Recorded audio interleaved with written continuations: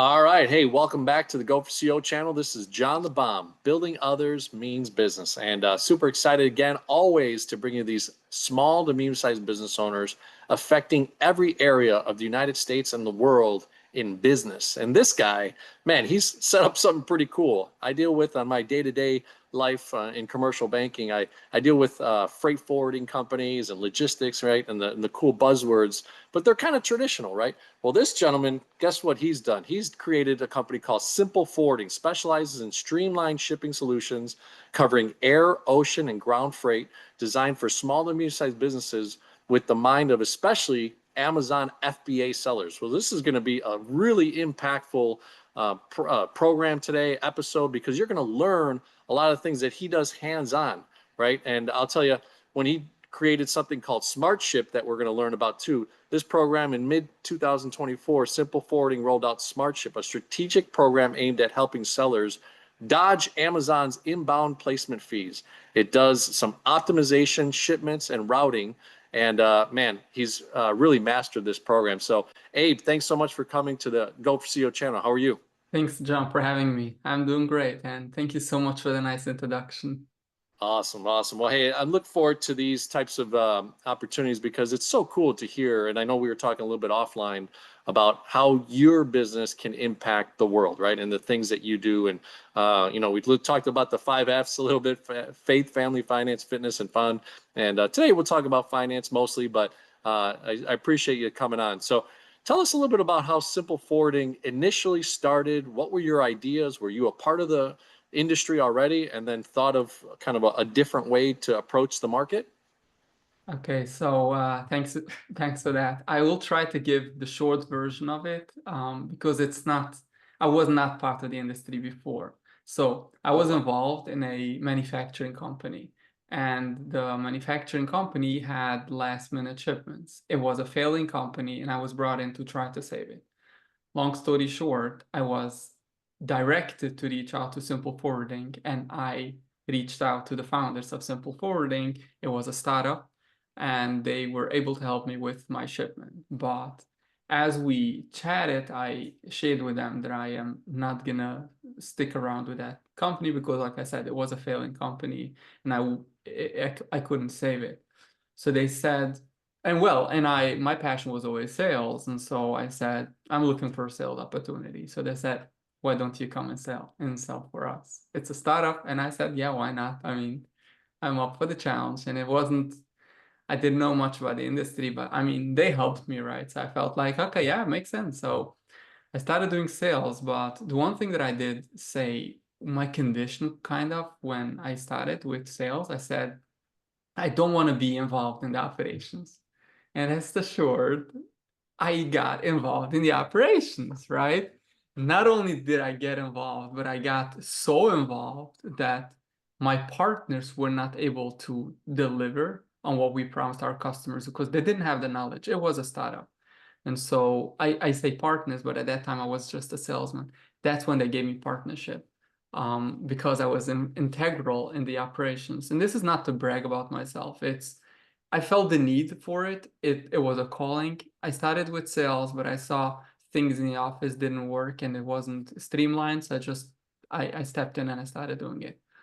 Long story short, the business started growing, and I said, I'm growing the business with my bare hands, and I'm giving away 66%. I'm only taking 83% partnership. It didn't make sense for me. I said, it feels like growing my own business. So I made an offer to the founders, and I said, I'm not gonna stick around to do what I do for 83%. I'd rather open shop on my own. Not gonna take any of your customers, but I'm giving you an offer that if you want, because they didn't have much of a business without me. So, and they took that offer and they sold the business to me. So it was a very interesting way how I got into the industry. And it's an industry that most of us don't think about. I've never thought about a truck or a container. Like I never thought about how I got my essentials, anything that I buy in the department stores and the grocery stores. Never thought about it. And now I'm living it. And I go on the freeway with my kids, and all we see is the colors of the trucks, and we identify the carrier by the color of the truck. And we're saying yellow is Mediterranean Shipping Company, MSC. Grayish is MSK, right? We're identifying those, and it's fun. It's really fun. But yeah, that's how I got introduced to this industry. Well, that's wild too. And it's a go for CO mindset, right? You had to own your scenario and assess it, right? You said, "Hey, I'm in a failing company right now. I don't know anything about this other industry and these people, but I kind of have a feeling about them." And you dove in, right? You dug in and you got the information. And so let's start with, that transitional period, right? Sounds like you started, from a failing company, right? And then got into a startup company. So transitionally speaking, still kind of maybe not many resources and those types of things, but you made it happen. So, what were some of those beginning things that you did as far as positioning yourself in the marketplace, not only learning what you needed to sell, but also starting to talk to the potential customers and clients that you would have in the future? So yes, very limited resources to your point. Mm. And not only that, but it was a startup, right? So there wasn't any brand visibility, any trust element. And so when I started talking with prospects, the challenge was always, who are you, right? Why should I trust you? Especially when it comes to freight forwarding, and it's a very complex industry, and it's also, you deal with customs, you deal with government bodies, and overall, it's a scary kind of industry where an importer that has a shipment that has to come in from overseas, it might be their only shipment for that period, and so their entire cash is dependent on that shipment going smooth. So my biggest challenge at that time was trust, the biggest challenge. So one of the things that I learned was, and I think in sales they call it raise the objection. And so what it means is, I'll call you, say John. Hi John, my name is Abe. I am with Simple Forwarding and I'd like to talk to you about your shipping. And you'll be like, who is Simple Forwarding and how long have you been in the business? Now, can I say I've been in the business 6 months? It sounds not professional. It's not going to give you much confidence in me. So I'm going to say, hey John, you know what's funny? We've only been in the business for 6 months, but guess what? And I'll give you an even more shocking background piece of information, and that is, I'm only 24 years old. And you'll be like, what the hell are you talking about? Why would you think that I'm going to become your customer when you're telling me all of that? And now you're listening to me, right? Now you're saying, Sure. Abe has something to sell. Otherwise, he wouldn't have raised the objection and even given me his age and told me that he's so young.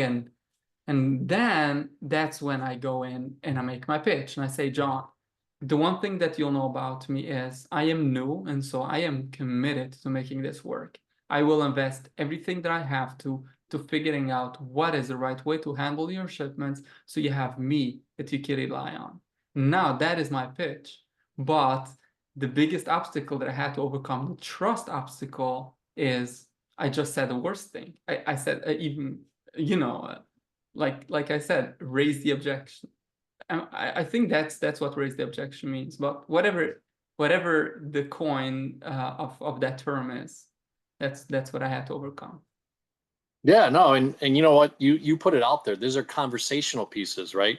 You broke the barrier of that wall. That's first 7 seconds. You're sharing some impactful information that they're listening. They're going, all right, well, this guy's kind of young. It's kind of a good, startup business, but I like the approach. I like the authentic side that you shared up front, and that's pretty cool. So look, you started having people engage with you. They liked your personality. You enjoyed sales.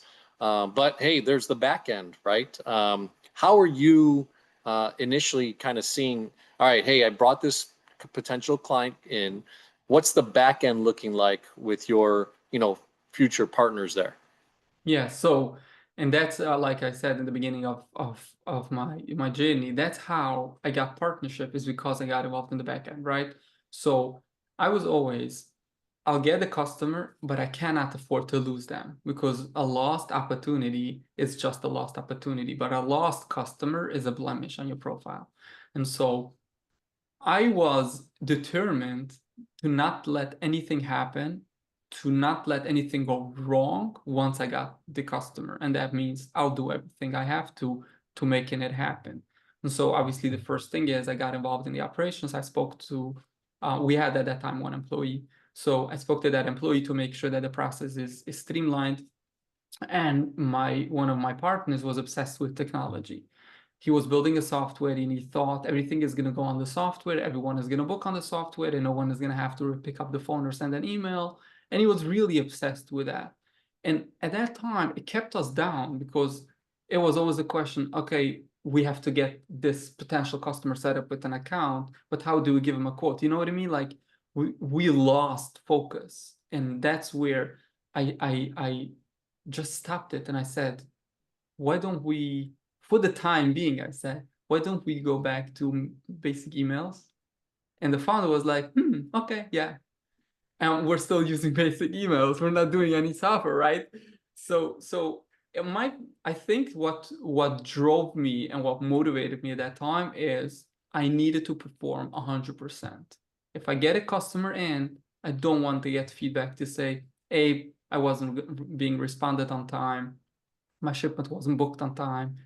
And as I went on with speaking with prospects, I also picked up on pain points. And so I made sure that anything behind the scenes, anything internal, is reflecting those pain points. For example, one prospect shared with me that they gave a booking to their existing freight forwarder and the freight forwarder missed it, right? It happens, human error. They missed the booking, a week went by and the shipment wasn't booked. The one thing I said, I'm going to create a system that it's impossible to miss. Well, how? So instead of just telling at that time one employee, but eventually the multiple employees that I have, instead of just drilling them and telling them do not miss a shipment, it's like I have to trust that they wouldn't make human errors. I mean, it happens, right? Human error happens. So I said I'm going to create a system that doesn't allow for a booking to be missed. And how's that? When a customer reaches out, doesn't matter whether it's a booking or a quote, there has to be a shipment created in your dashboard. So at that time we used Trello. Okay, Trello, I love it. I still love it. It's very customizable. It was perfect. Okay, you create a Trello card with a reference number. Anytime you get an email from a customer, doesn't matter what the email is. Sometimes a customer just has a question about the tariff, right? And this is something of mine lately. Just create a Trello card. And what does that Trello card do for you? It creates accountability. It also creates that barrier that you cannot miss that shipment because it's here. It sits in front of you. As opposed to many companies operate with emails. You send an email, okay, I'll get to that email later. But then how do you remember to get to that email? So that's another thing that I did. So I think it boils down to I needed to succeed and I needed to be dependable to my potential customers and my existing customers, if that makes sense. Yeah, I mean, look, the client journey and then also the process, right? The SOPs, the standard operating procedures, are duplicatable once you have a system going. So, pretty genius that you really thought of that so quickly and implemented it with a small team. And that meant that when you did it with a small team, you could grow it with a bigger team, right? So, Yes. pretty awesome stuff. Yeah. So, I will say, I guess that beginning part is exciting. It's daunting. It's scary, right? Like those types of things. But when you start to formulate everything, what were you starting to think when you said, "Hey, okay, we've got our third client, we've got our 12th client, we got our 15th client." What was some of the things that you were thinking and doing to then get to an eventual where it became a partnership? And eventually you bought the business. So if you go going back to the partnership era, one of the things that drove that decision was actually a conflict of interest. So you saw on the website, and it's probably known among customers or potential customers, people that know the business or know me. A big percentage of our customers are companies, small businesses that sell on Amazon. The founders that opened the company were also selling on Amazon, and that's how they got into shipping. So one of the biggest obstacles that I had was people would ask me, there's a conflict of interest. If I'm going to use your company and the owner of that company is selling on Amazon as well, what gives that your partner, your owner is not going to go in and compete with me on my product? He knows where I source my product and he knows how much I pay. And obviously he knows my listing. And it's actually a valid concern. And I don't think there's anything that I could do to make it up for a customer, like empty promises. What can I say? So the only thing I came back with, and I went to the owner at that time and I said, I really can't sell. I can't sell if there's going to be a conflict of interest and we need to talk about it. And at that time, we decided that the owner is going to take a more like building the business kind of, like I shared with you about the technology side, right? He's going to build technology, but he's not going to have a day-to-day role. And so I was going to create a barrier so that he could not see actual shipments or customers. Obviously, he would have visibility as to who our customers are, but he wouldn't be able to see any activity as to the shipments, the manufacturer names, documents, or anything like that. Because I wanted to have a clean conscience when going to customers to say, rest assured, yes, the owner and the founder is a guy that sells on Amazon, but he has zero visibility. So that's how I got started. But then as they invested more money into the software, which was a mistake in hindsight, they also realized that running two businesses takes a toll, especially a freight forwarding business. It's a not just a full-time job. I guess it's two full-time jobs. It's a lot of work, and you can't do it as a side gig when you have your own business. And they had their own business and they were making nice money. So it came like naturally that, all things considered, seeing my progress, seeing how invested I am, seeing the trust, and also seeing that they cannot be involved, they decided that it was two partners. That's why I say that's why it was 66% and myself the 83. So they decided they'll give me partnership, a third partnership. But for me, it was unreal at first. Like, you're getting partnership for doing nothing, and I had to put zero down, right? It was exciting, but after a while, and wasn't long, it was maybe 2 months, I started seeing progress. Yeah, it wasn't long. It was a very short journey. Because again, you have to think about it. You have a founder that does zero in operations, and all he does talk about his software that I'm not using, right? So what exactly is he contributing to the day-to-day to make his side of the partnership at that time, to make it worth it? Like, why are you partnered? Just because he had a brilliant idea?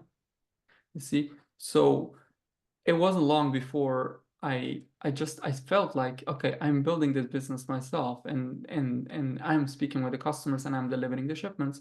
So once I started seeing progress, I started seeing that I got customers in and they were happy, and I delivered shipment and they came back.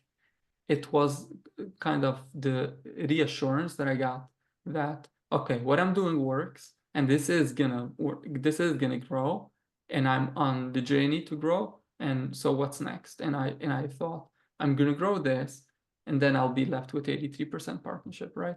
So that's when we had that conversation. And yeah, it took a while, but we like I said, we parted ways. I bought them out. Well, I'll tell you, I mean, to learn that the founders originally had a business in the industry that found an issue or something that they could solve, give them kudos, right? Give them credit. They found something that really was needed, right? Was solving an issue. But then they found the right talent to promote, market, sell the actual service, which was you, and you became an integral partner of that process, right? So Yes. that's the interesting part, right? And you owned it, right? From the beginning, it took you, like you said, 30 to 60 days to really understand every piece of the puzzle. I'm sure you spent, 12, 15, 16, 18 hours a day sometimes Yeah. trying to make sure that you brought yourself up to speed.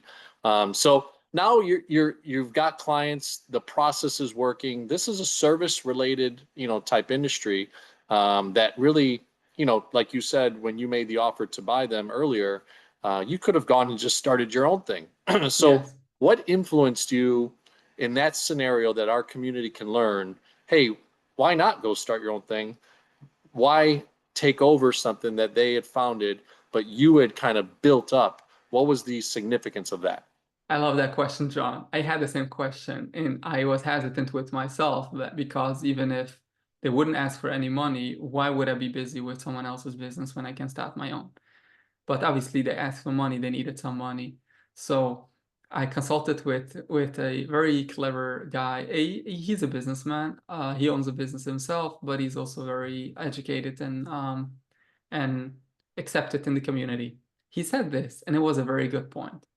He said going from 0 to 1 takes a lot of effort. Going from 1 to 2 takes significantly less effort. Your business, the business that you're in, is already at 1. Why?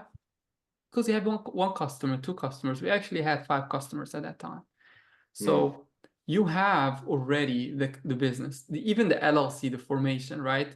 It's already existing. You have a website, that's something. You have a phone number, and that phone number is in people's contacts. So the going from 0 to 1 is a lot of it's a lot of work that has a price tag on it.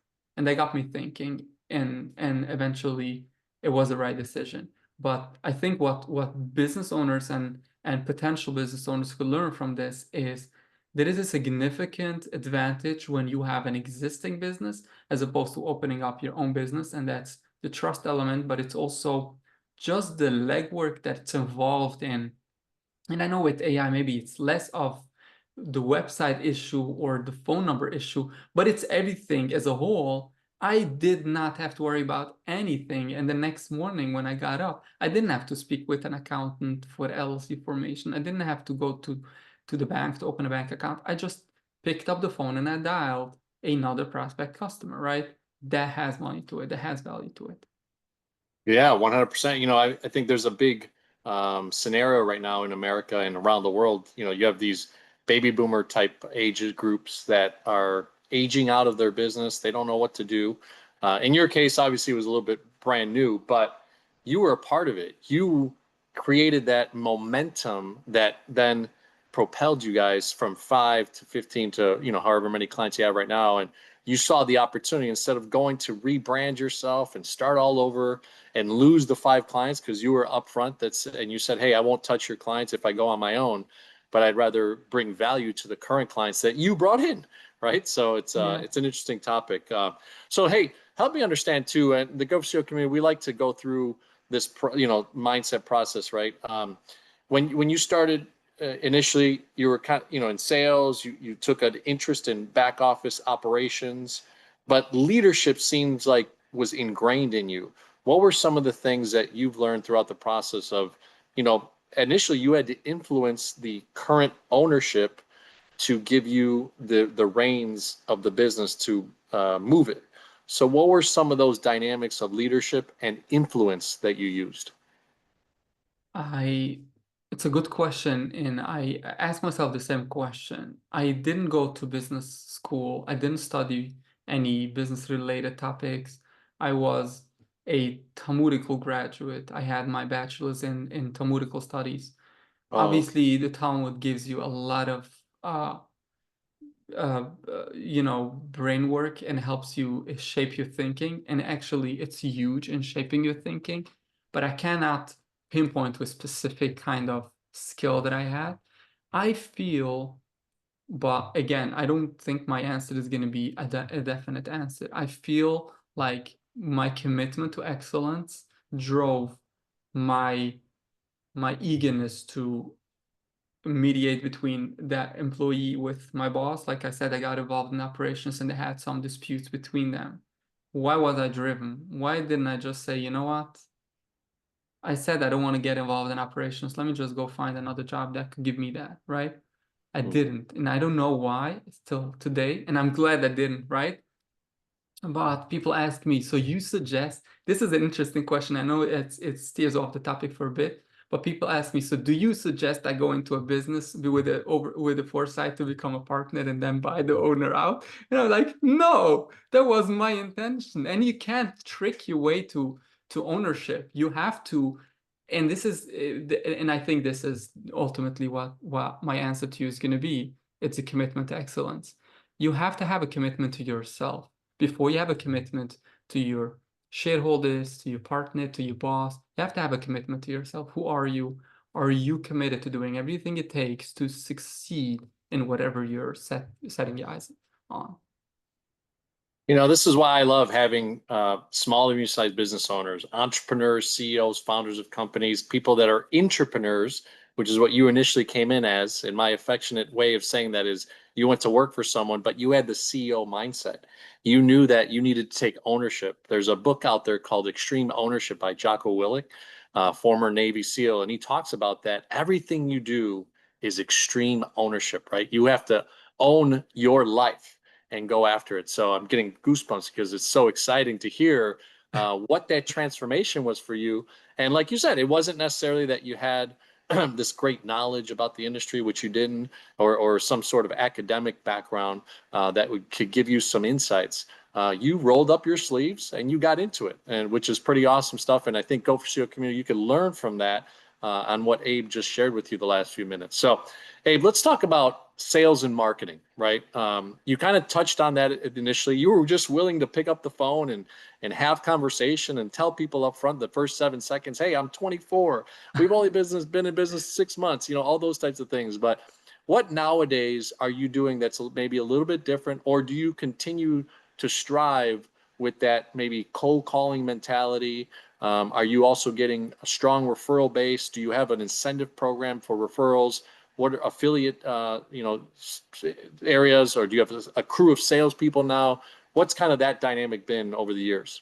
Thank you for the question. I have the same question. I wish I have logic to this, and I'm trying because one of my challenges, again, with full transparency and full candidness, my challenge is how do I scale this to a exponential model where it replicates itself and of itself by not having me involved. Until today, so I started with cold calling and door knocking, and I actually loved it. At first, I was scared to hell, but I grew into this, and I started enjoying it. And I tell my friends nowadays, if you want to give me a good challenge, give me a roll-up door, like a garage door to knock on. It feels good because it gives me the adrenaline rush, and I like it.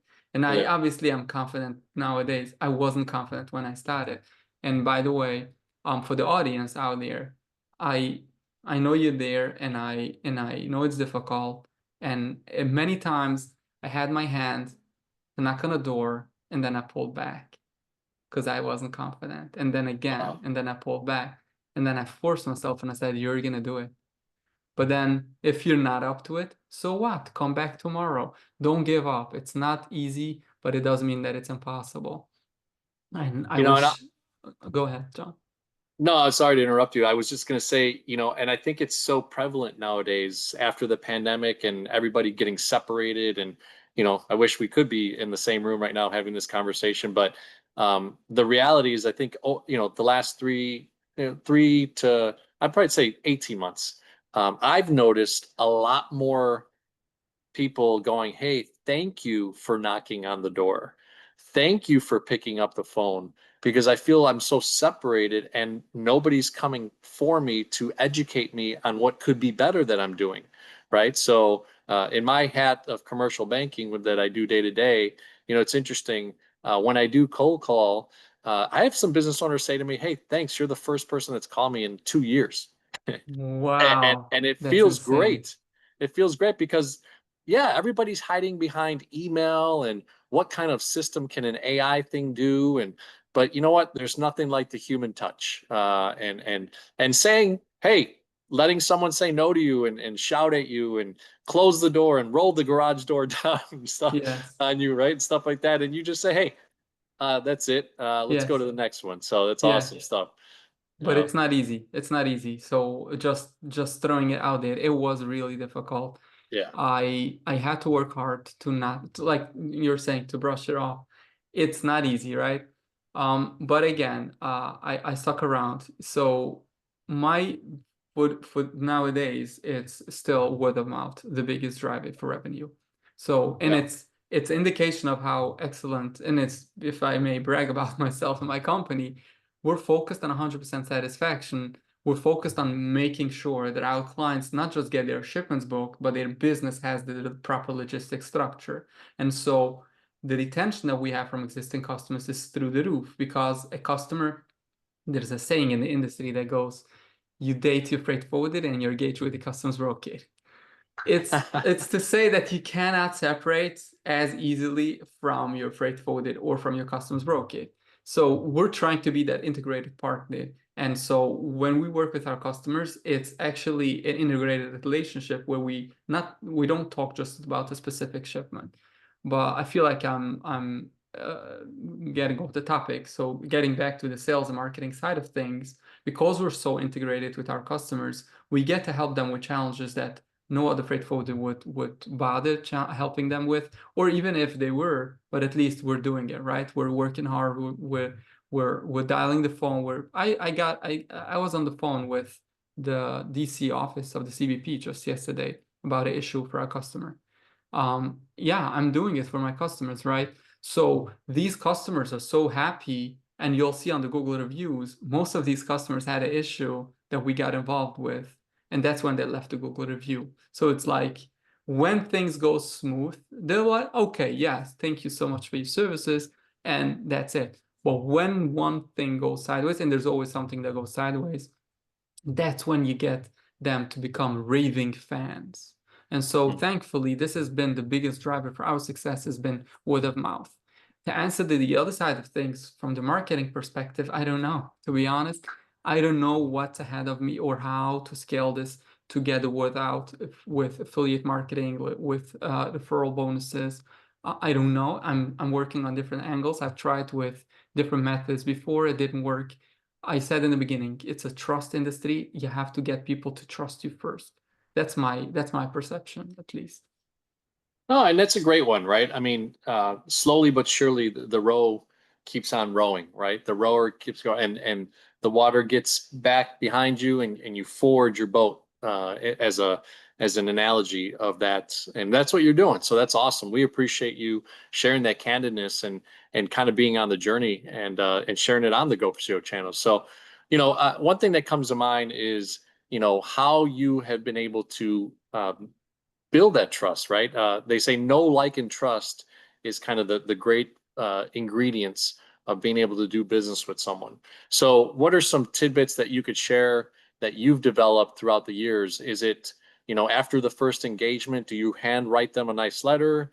Is it that you notice that they said they like basketball and you take them to a basketball game?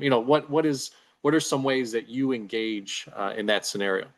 So thanks for that question. It's a great question. I think I have a great answer for that. So unfortunately, I'm not good with formalities like taking to basketball games or gifts and things like that. I do try to send gifts here and there, but I'm not the best at it. I am focused to helping people. I am passionate about helping people. So how that translates into new business and how my conversations with prospects are, it's when I'm going to speak with you, John, and I'm going to say, assuming you have commercial banking never does shipping except for the letters, for the closing, whatever it is, the title.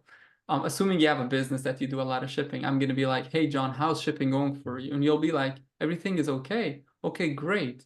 Now, I noticed you're shipping from Malaysia, and I know Malaysia has some significant bottlenecks right now with the Suez Canal. So may I suggest something that you do different that you can save a week or 10 days from your overall transit time? Mm. So I'm gonna try to find something of value.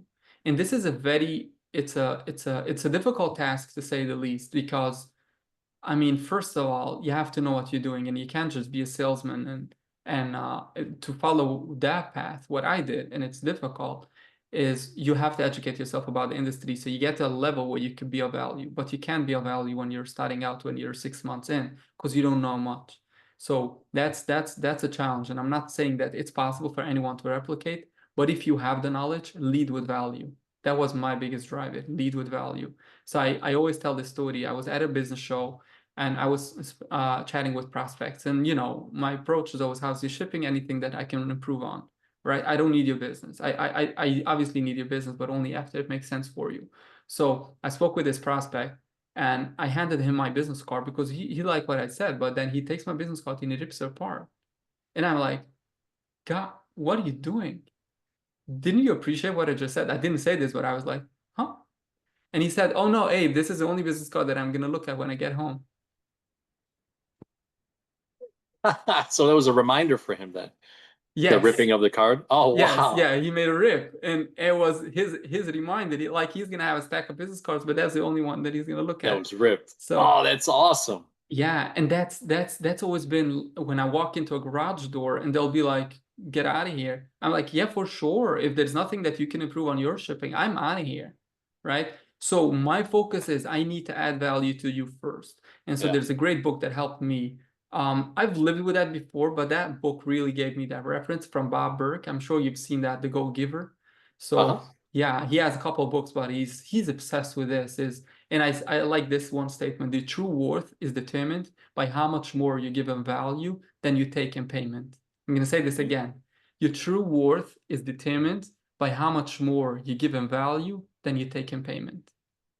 So I love it. again, to the audience, if you can, go out there and find one piece of information that you can give to a prospect customer that he could take today, implement it in his business without needing you. And that's when you'll see the magic happen. These people will love you, and they'll find excuses to use you to give you business. Man, if I had a sound effect, it would be like, because that was genius, man. That was awesome stuff. And Go4CEO community, if you just heard that, that is golden nugget information in what we do here at the Go4CEO community with great SMBs, small to medium sized business owners, right? So Abe, I've really appreciated these 20, 30, 40 minutes that we've had together. It's really interesting how your journey started, right, from a failing company going into a startup, right? And the resources being light and your knowledge being very little, but you took and rolled up your sleeves and committed to excellence, which is what you've talked about over and over again over in the conversation here. So the way we like to end our interviews are CEO. So the C for CEO is client experience, and you've given us a taste of that. I'd love to hear a little bit more and share with the audience kind of that value proposition when you think about client experience. Then it'll be E for engagement, and you've also shared a couple tidbits on that, and O for operational excellence. And I don't know if you want to share the software that you use and some of those types of things, but I know you have some unique things that you do in that space. So for client experience, being that it's in the Amazon fulfillment kind of genre specific area, what are some things that you could say, hey, this has elevated your value proposition for that? So in the most recent, and what you touched on, the Smart Ship program that we announced in 2024, it's actually now done on it's called Synchro. It's the same idea, but we named it to Synchro. Oh, And the idea behind is when a seller has to ship, and especially from overseas, because that's what we do overseas shipping.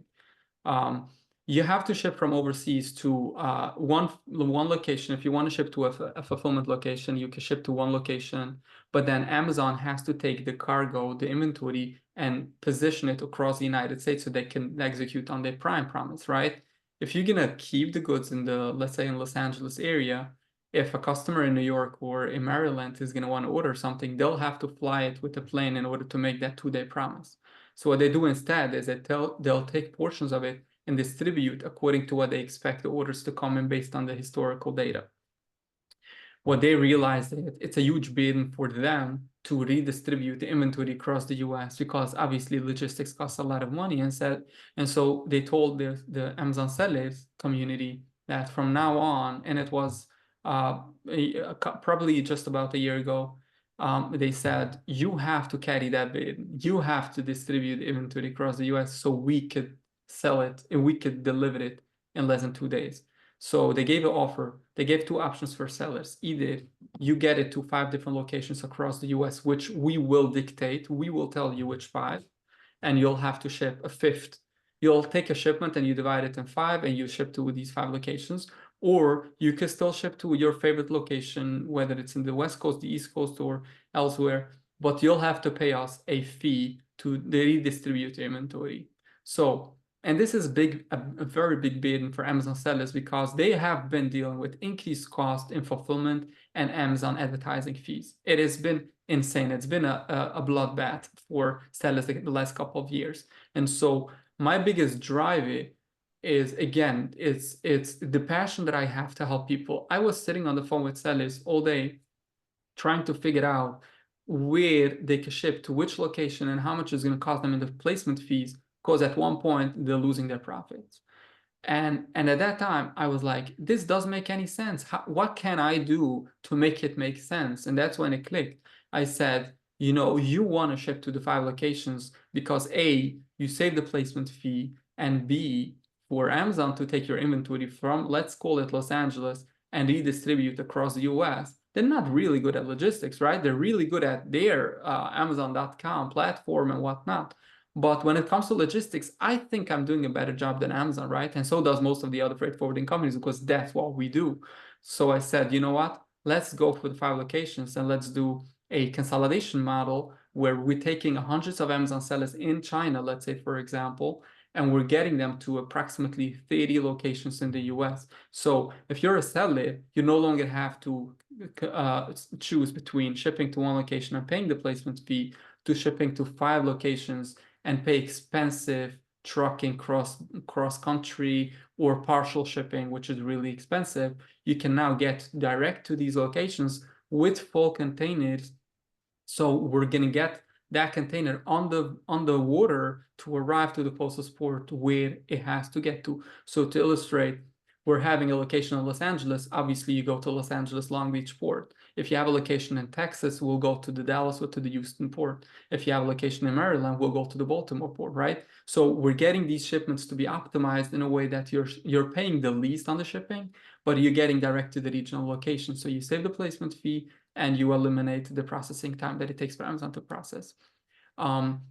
The driver again is the idea that the sellers are struggling and there is nothing that I could do to eliminate that placement fee, but there's something that I could do on the logistics side to do it the right way.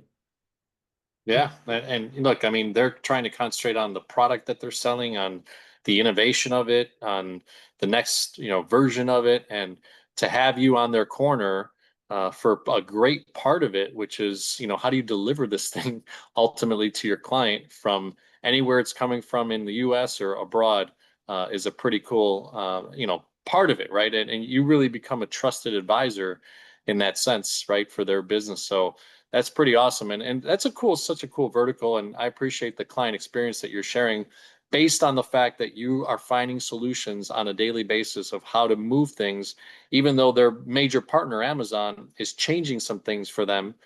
You're changing with them and giving them the right, solutions for the problem. So pretty awesome stuff. So engagement, we talked off camera. You have 5 kids. I have 3 daughters. I think we're busy men, but how do you engage with your clients? I know that you said maybe you're not the basketball guy, and once in a while you send a gift here and there. But what are some of the things that you could share with us from an engagement standpoint, either with your employees, the vendors that you work with? What are you doing to really kind of solidify that relationship so that it's engaged? Okay, I appreciate that. It's really important, and I appreciate you having that focus on the engagement side. I'll share a little bit about that with communication with customers. It's oftentimes considered as the necessary evil, right? It's the means to get to the outcome, and the outcome is delivering the product. And I always tell my employees that's not the case. Communication is as integral and as important as delivering the product. And I use this analogy. Obviously, I'm going to talk about shipping. So you have a shipment, John. It has to go. It has to come to your place. Let's say, and you could get it by July 15, or you could get it by July 10. Okay, I am gonna get it to you with July 10 without updating you, without communicating with you. So in the next 2 weeks, 2.5 weeks, you'll be in the blind. You wouldn't know much about what's happening. Or I could get it to you July 15, but I'm going to communicate with you. You will know today that it's going to be at your place July 15. What would you prefer? And this is interesting because people always say, I need it urgently, but really their psyche, what they really want to know when it's going to be there. And yes, they prefer to have it early as well. But you see what I'm saying? It has both elements. And so communication is as important as delivering the shipment. And you'll see at the end of the day, the bad feedback, oftentimes, obviously, it's going to come from delayed shipment and messed up shipments that companies experience. But I think as much or even more is going to come from frustrated customers about a lack of communication. So when it comes to communication on a day-to-day, I've created, and similar to what I shared earlier about the not missing a booking, I went back and I created the entire system, the entire SOP internally to say, what are the stages that customers would appreciate or expect an update? And so if the vessel is journeying through the sea, it's on the Pacific Ocean, it's on the Atlantic Ocean, do you really need an update every day to say that it's at such and such a position in the water? No, right? But they want to know if it's booked. They want to know if it's sailed on time or if it's delayed, right? They want to know if it's arrived or if it's delayed. They want to know if it's customs released, obviously. And sometimes companies miss that. They forget to update their customer that it's not customs released. That is an issue. Okay, I'm not going to say that that's the standard. But again, my point is, take those areas that a customer would expect or appreciate an update and have your employees update before they ask you for an update. So one of the things my employees know about me is if I ever see an email from a customer to say, can I have an update? That's a problem. Too late. Yeah. Yes. I agree. Additionally, the other thing that I would like to share, and I feel like the audience is going to appreciate that, is and this is a recent thing, and but I'm glad that I came on this, but I regret that I haven't done it earlier. I started doing this probably, I want to guess maybe 4 or 5 months ago, and this is what I did. With the tariffs and everything, and I know we're getting to the end of the hour, so I'm going to try to be quick. So with the tariffs, the uncertainty is through the roof. Companies don't know what's going to happen. They don't know how much they're going to pay. They don't understand the language of the tariffs and anything that relates. If you're an importer and you have that challenge, it feels really daunting and it feels like you're flying blind. So I had a conversation. The phone kept on ringing. Conversation with customer A and B and C and D.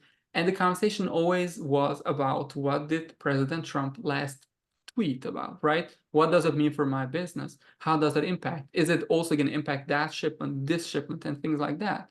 And as I always do, I dig in and I did research, and that's what kind of like part of my job. And I came up with the answers. But instead of taking calls every day, I only have 8 hours, and you said it, I have kids that have to that need a dad at home at dinner. So what I did was I wrote it down in an email. First email. So we had newsletters going out like marketing, but it wasn't well perceived. People, it wasn't as accepted. But I did it. I wrote it, and I wrote it as if I'm speaking with you, John, and you're my customer, and I'm saying this is the tariff, and this is how it applies to your business, and this is how much it's going to cost you, and these are the eliminations or the exclusions of it. Exact conversation that I had with customers, and I took it down and I put it in writing. The first week that email went out, the feedback was overwhelming. I never knew how many people are looking out for these answers, and how easy it is to give it to them. And the feedback, I got it from existing customers, potential customers, and you know what else? I got it from prospective customers that shared my email with friends and family. And the second email goes out, and the third email goes out, and it's like insane And I want to share more about it, but I know we're limited in time. So I'll just share one story. So my first, maybe second, maybe third email, again, it's in the beginning when I started doing these emails. And today it's kind of like half my job because I have to do research and I draft up my email and I work a lot on it. So I get an email back from one of our clients' CEO, okay, and it's a big company. And the CEO says, Abe, we need to meet with you. And they haven't given us all of their business. They've given us a big chunk of it, but they were areas of their business that we haven't handled for them before. Abe, we need to speak with you.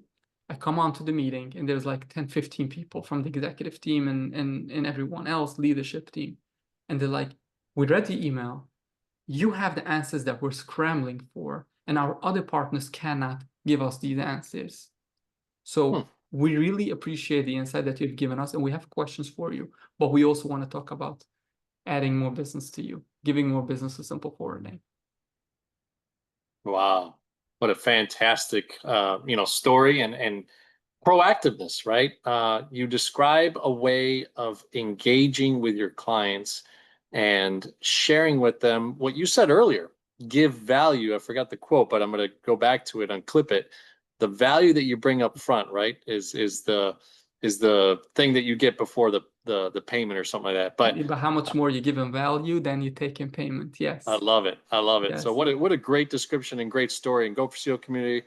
Again, these are the types of little clips and things that Abe is sharing that you could share with yourself and share with your employees and share with your team and share with your leadership and share with even your clients the perspective of what he's giving you and sharing with you from an understanding of how to engage from a value standpoint. So last one, and we'll make this one quick, is operational excellence, right? Obviously you have the system and software thing that you developed, and then you have other areas of your business. Can you give us a clue of maybe 30 seconds of what are some other tools that you're using from a logistics standpoint and also operating your business?